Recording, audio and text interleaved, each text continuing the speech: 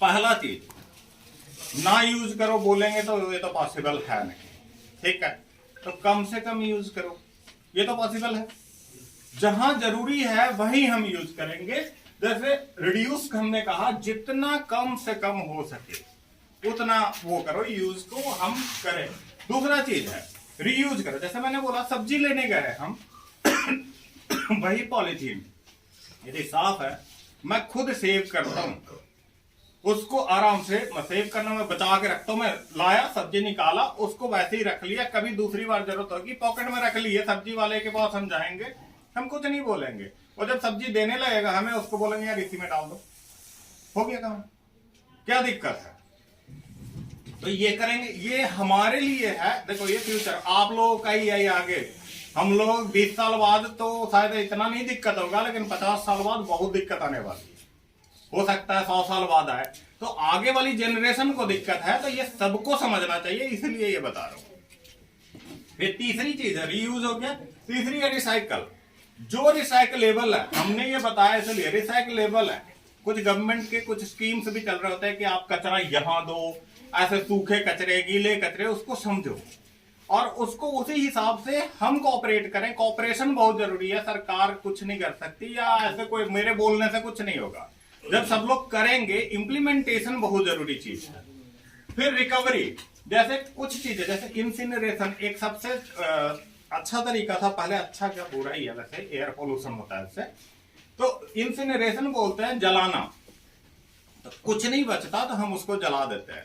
जैसे मैंने बोला रिसाइकलिंग जो होती है वो जरूरी नहीं है कि एक बार हो जाए या बार बार हो जाए। रिसाइकलिंग की लिमिटेशन होती है, ये मटेरियल टू मटेरियल डिपेंड करता है। जैसे हम पॉलीप्रोपिलीन है, उसको हम 7-8 बार भी रिसाइकल कर लेंगे, लेकिन डिपेंड करता है कि उसमें डाई नहीं होनी चाहिए। जैसे काला है, पॉलीथीन ही है, काला है यार, रेड है कोई मटेरियल, बाल्टी है रेड है, उसको जब हम रिसाइकल करेंगे तो फिर वो एक बार कर लेंगे, लेकिन सारा नहीं निकलेगा ना। अब अगली बार वो भी हमें कलर्ड प्रोडक्ट ही बनाना पड़ेगा।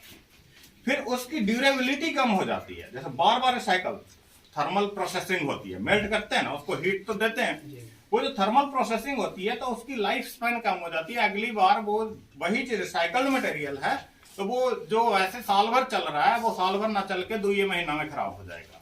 आप क्या करोगे, फिर लिटर कर दोगे, उसको फेंक दोगे, आप उसे फेंक दोगे, फिर वही प्रॉब्लम आएगी। अब उसको डिस्पोज करना, उसको कैसे। तो ये हो गया रिकवरी के लिए। कुछ होता है क्या कि इसको जलाते हैं ना, जलाने से जो हीट प्रोड्यूस होता है उसको, जब प्रोसेसिंग यूनिट होती है तो उसको क्या करते हैं, उस एनर्जी को वो यूटिलाइज कर लेते हैं एनर्जी के लिए। वो अफेक्टेड है इससे, प्लास्टिक से, और लगभग 45,000 जो है वो एनिमल जो इंजेस्ट कर रहे हैं उसमें भी इंजर्ड हो जा रहे हैं। होता क्या है, जैसे मरीन एनिमल है, मैंने फोटो दिखाना है, ये यहां से हम दिखाते हैं।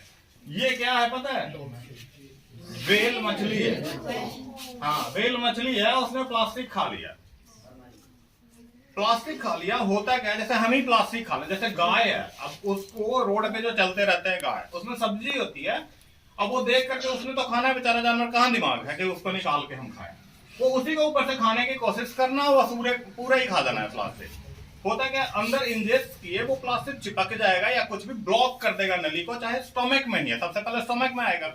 स्टोमक में आकर के वो जैसे इतना जगह था हमारा, एक लोटे की जगह थी, उसमें आधे प्लास्टिक कवर कर लिया। डाइजेस्टिव एंजाइम इसी तरफ रह जाएगा, पूरा डाइजेस्टिव एंजाइम यहाँ तक पहुंचेगा नहीं, जो खाना हम खा रहे हैं अलग से, तो वो डाइजेस्ट नहीं हुआ। सेमी डाइजेस्टेड फूड यदि आगे जाएगा तो जैसे कैपेसिटी होती है 5 किलो, जैसे किसी भी एंजाइम की, आगे जब ड्यूडेनम में जाएगा, जेजुनम में जाएगा, तो हर एक जगह एंजाइम डिफरेंट पीएच पे काम कर रहा है और उसकी अपनी कैपेसिटी होती है। हम ही है, जैसे 5 किलो उठाने की ताकत है हमारे, और हमें दे दिया जाए 7 किलो, तो उठेगा नहीं, उठेगा। तो वही चीज है वहां की एंजाइम। क्यों हमें बोला जाता है कि खाना खाने के बाद पानी नहीं पीना चाहिए, ऐसे ऐसे बहुत सारे रूल बुक बनाए गए हैं। वो ऐसा इसीलिए है कि वैसे नॉर्मल भाषा में ये समझाया जाता है, लेकिन एक्चुअल में क्या है कि जैसे हम फूड खाए, एक सेब खा रहे हैं, छोटे छोटे टुकड़े गए, वो डाइजेस्ट होगा, वहां एसिड डाइजेशन होता है, एसिड हाइड्रोलिसिस होती है स्टमक में, ठीक है, HCl से वो डाइजेस्ट होगा। वो टुकड़ा और छोटा हो गया, अब वो जाके ड्यूडेनम में जाएगा, वहां पे अल्कलाइन हाइड्रोलिसिस होती है, वहां एंजाइम आएगा, वो अल्कलाइन मीडियम में काम करेगा, और पुराना तो उसको ऊपर नीचे करते थे, वो बेकेलाइट का होता था। तो यहां से ये चीज शुरू हुआ।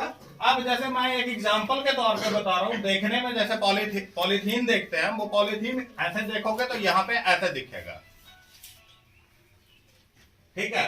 ये पॉलीथीन की बात कर रहे हैं, ये पॉलीप्रोपिलीन, ये एक तरीके से कह लो इसकी वो बना रखे केमिकल, जो क्रिस्टल बनाया हुआ है। ये क्रिस्टल समझ में आता है। सॉलिड जैसे दो टाइप के चीज होते हैं, क्रिस्टलाइन सॉलिड होते हैं, अमॉर्फस सॉलिड होते हैं, पता है डिफरेंस?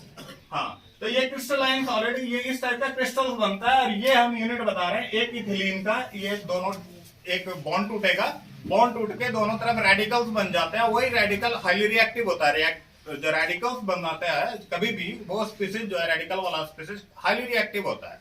तो क्या करेगा कि अब एक रेडिकल ऐसे बना, दूसरा रेडिकल दोनों बॉन्ड बना लेगा, वही एक से दूसरा। तो ये एक ऐसे एन लिखा हुआ है, मतलब ये एन इक्वल्स टू 100, 200, 500, 1000 कुछ भी हो सकता है। तो एक के साथ एक ही जुड़ता जाएगा, तो इससे बन जाएगा ये इथिलीन का एक यूनिट है, इथिलीन है एक्चुअली। तो ऐसे जब एन टाइम्स बहुत सारे इथिलीन होंगे तो फिर ये पॉलीइथिलीन हो गया, हम पॉलीइथिलीन बोलते हैं। वैसे ही पॉलीप्रोपिलीन हो गया, ठीक है। जैसे ये सिरिंज, पॉलीप्रोपिलीन का क्या है, सिरिंज का जो इंजेक्शन जो हम देते हैं, तो पीछे वाला पोर्शन, आगे नीडल नहीं, वो है पॉलीप्रोपिलीन। अब मुझे पता है तो देख करके मैं बता दूंगा, लेकिन अब वही चीज मैं अलग अलग दिखाऊंगा सामने, विजुअल, इसीलिए मैं दिखा रहा हूं कि समझ आए थोड़ा सा। वो देख के ही पता चलेगा। ये नॉर्मली कॉमनली हम यूज कर रहे हैं ऐसे डिफरेंट टाइप ऑफ प्लास्टिक, जैसे वो वाला पीवीसी है, ठीक है। तो ये टॉयज वगैरह के लिए यूज कर रहे हैं हम, अलग अलग बहुत सारे डेली लाइफ में हम लोग प्लास्टिक यूज कर रहे हैं। कुछ फैक्ट्स है, जरूरत है कि हमें पता होना चाहिए कि इसको यूज करना तो किस तरीके से करना है। अब हम ये देख लें, कुछ एग्जांपल्स हैं। मैंने जैसे बोला पेट, कुछ लोग कहीं लिखा होगा पीईटी या पीईटी बोलते हैं हम, पेट बॉटल। ये डिग्रेडेबल है। डिग्रेडेबल और नॉन डिग्रेडेबल का एक चीज समझा देता हूं।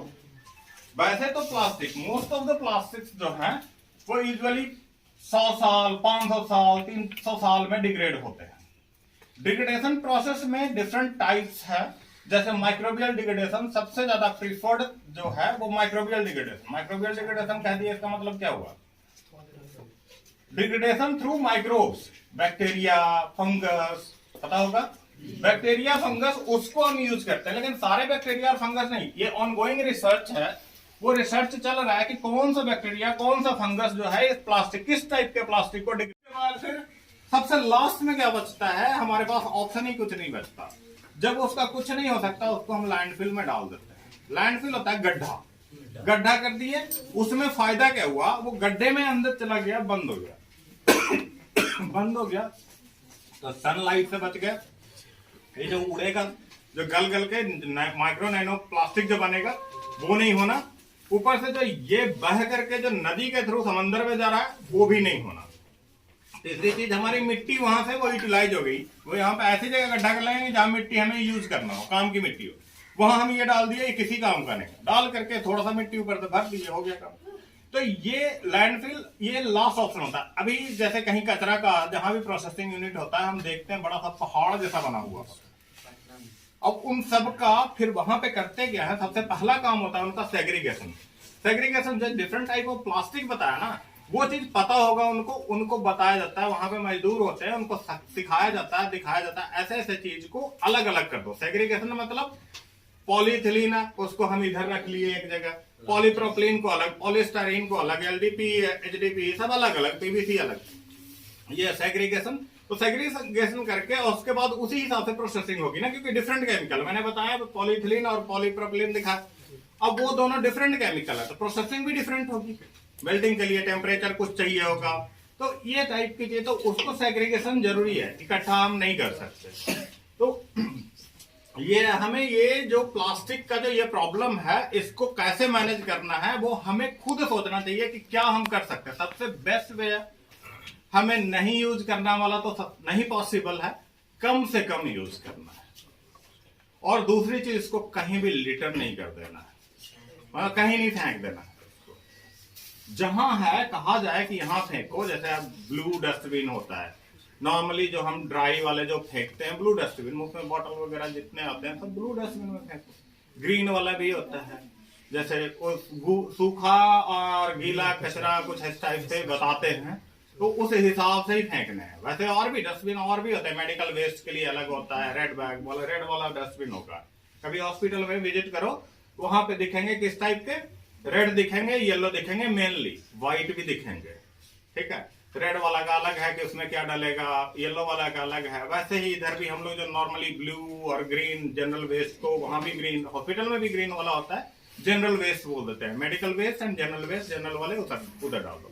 तो ऐसे ऐसे ये चीज जरूरी है कि हमें सीखना है, आगे हम इसको एक दूसरे को बताएंगे। कहीं भी जैसे गांव में कोई भी फेंक रहा है, नहीं फेंकने का हो, क्योंकि वो जा रहा है कहीं ना कहीं। अब गांव में भी जानवर, गाय इधर उधर घूमती, वो भी खा लेगी, नुकसान तो अपने ही जानवर का है ना। और एक चीज बहुत जरूरी चीज है कि जैसे हम जीव हैं, वो भी जीव है, और वो यदि मैंने एक इकोलॉजिकल डिस्टर्बेंस बताया, यदि वो चीज हो गया तो काम है खराब, फिर तो नुकसान ही नुकसान है ना। कुछ स्पीशीज के मर जाने से हमारा पूरा का पूरा इकोलॉजिकल डिस्टर्ब हो जाएगा, इकोलॉजी। तो वो चीज को अवॉइड करने के लिए अभी तो एक बार में तो होगा नहीं, लेकिन टाइम के साथ ये पॉसिबिलिटी है कि हो जाए, और यदि हो गया तो हमारा बहुत बड़ा नुकसान। तो इस इन्वायरमेंट को, अर्थ को बचाने की जिम्मेवारी भी हमारी है, क्योंकि उसको हम यूज कर रहे हैं। तो घर में रहते हैं हम, वैसे ही हमारा ये अर्थ है, मतलब पृथ्वी है। तो जैसे हम घर में रहते हैं, हम साफ सफाई करते हैं ना, तो यहाँ भी हमें साफ सफाई रखना है ताकि ज्यादा दिन तक चल सके। रिपेयरिंग करते हैं हम, कभी कुछ हो जाता है तो वही हम रिसाइकलिंग कर लेंगे। इस टाइप की चीज है। मटेरियल जो काम का नहीं है, काम का तो है ही, ऐसा तो नहीं है कि नहीं काम का, दोबारा यूज हो सकता तो क्यों ना करें। तो ऐसे है। तो बाकी क्रक्स यही है कि हमारा जो प्लास्टिक वेस्ट है, सिर्फ प्लास्टिक की बात नहीं है, और भी है, जो चीज भी है, हमें जो चीज बताया जाए, प्लास्टिक वेस्ट को एटलीस्ट आपने करना क्या है कि जहां पे उसको रखना है या जहां डिस्पोज करना है वहीं डिस्पोज करें आप। साथ में साथ कम से कम उसको यूटिलाइज करें आप, कम से कम उपयोग करें आप। जितना कम उपयोग करोगे उतना कम प्लास्टिक इधर उधर जाए। अभी हम लोग के जो नगर नौसा प्रखंड है ना, हम लोग नगर नौसा प्रखंड से आते हैं। तो नगर नौसा प्रखंड में 5 ग्राम पंचायत में ये गीला कचरा सूखा कचरा का सेग्रीगेशन करके कहीं ना कहीं WPU पे ले जाके क्या कर रहे हैं उसको। अच्छा, WPU क्या है? वेस्ट प्रोसेसिंग यूनिट है। जो हमारा कचरा जो है ना, वेस्ट जिसको बोलते हैं हम, उसको प्रोसेस करना है, वो एक यूनिट बनाया गया जगह है। रिसाइकल करना है या नहीं करना है, किसको कहाँ करना है, सेग्रीगेशन करना है, वो ये करवाते हैं कि वो एक वेस्ट प्रोसेसिंग यूनिट है। वहाँ पे सेग्रीगेट होता है, जो आप सूखा कचरा, गीला कचरा जो घर से देते हो, वैसे तो आपको ही करके देना चाहिए, तो आसान हो जाएगा उनका काम। नहीं तो वो वहाँ करते हैं सेग्रीगेट, और उसी के बाद फिर उसको प्रोसेसिंग के लिए जो जिस टाइप का उसको फिर यूज करते हैं, प्रोसेस होता है। मतलब उसके बाद इनका स्टार्टिंग का काम है, तो उसका स्टार्ट करते हैं। ऐसे मेरा ग्राम पंचायत नगर नौसा में तो हर एक गली में स्वच्छता मित्र जाते हैं ना, ई रिक्शा लेकर के जाते हैं घर से कचरा लाने। लेकिन अभी भी हम लोग को कहीं ना कहीं हम देखते हैं कि जो एक ही डस्टबिन से गीला कचरा सूखा कचरा दे रहे हैं। तो हमको क्या करना है, हमको प्रयास करना है, घर से ही अगर हम लोग गीला कचरा अलग और सूखा कचरा अलग करके देंगे तो हम लोग को छटाई करने में बहुत आसान हो जाएगा।